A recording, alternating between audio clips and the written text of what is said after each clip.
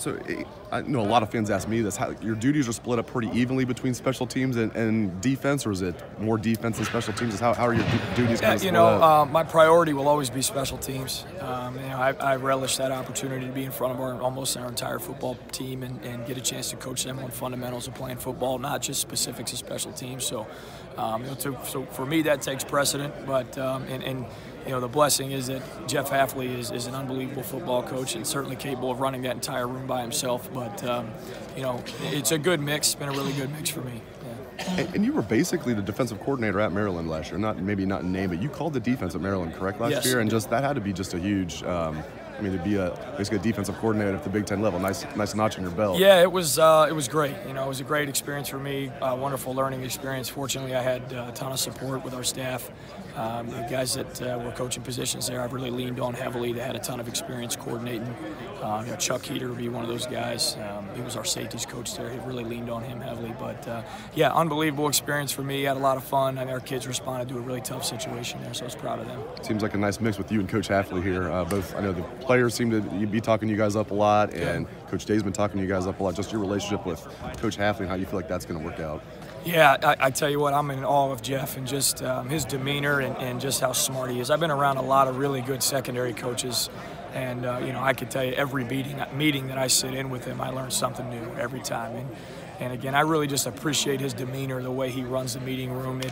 Everything's very matter of fact, and they get coached hard.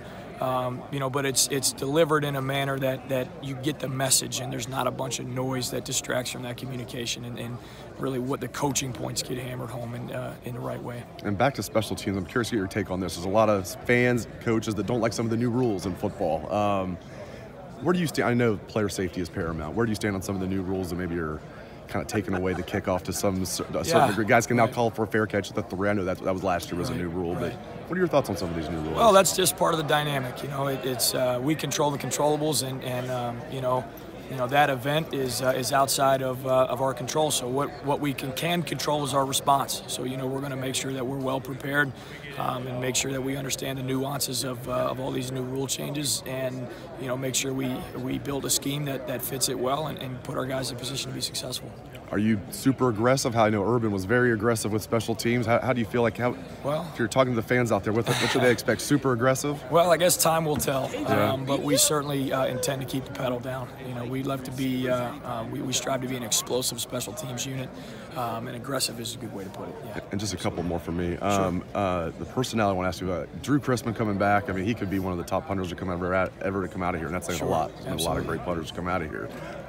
Speak about him first. Just what do you expect out of Drew? He's as impressive a player as I've ever been around, and I don't mean that he's an impressive specialist. I mean he's as impressive a football player as I've ever been around. I can remember back to our winter mat drills we were doing. I mean, he's matched up against linebackers, and he's winning one-on-one reps against them. I mean, he's really he had a tenacity about him that you really appreciate, for a specialist. And again, it's not to quantify that as for a specialist, really just as a football player. Have been unbelievably impressed with him, just the way that he works and goes about his business, as he spends a lot of practice time sort of on his own, kind of doing his own thing, working, and it's never a management issue, making sure he's on his stuff. He's first class and a true professional already. And Blake at place kicker, I know he's got maybe some walk-ons pushing him too, but Blake's, I'm guessing, going to be the guy. What do you expect out of Blake? Big things from Blake. Really, we're blessed here with unbelievable talent at specialists, and there's an old adage in special teams: good kick, good coverage. So whether it's our coverage units or Blake scoring points for us on extra point and field goal, look for huge things from him this year. And then just the return guys, especially a punt returner. Is it still going to be KJ? Is he being pushed? Just what do you expect out of the punt returner? Well, again, time will tell. The good thing is we're not kicking off this weekend, so we've got some time to sort through that and figure all that out. But at the end of the day, again, we want to be an explosive return unit, so we'll make sure whoever we put back there affords us that opportunity to be an explosive return team. I got to ask you about kickoff returner. They're going to get on me about that. Sure. What about a kickoff returner? Same thing. Fortunately, we're not kicking off this weekend, so we've got some time to sort through all that stuff. But whoever we put back there is going to make sure that we, at the very least, possess the ball at the end of the play and give us an opportunity to hit some home runs.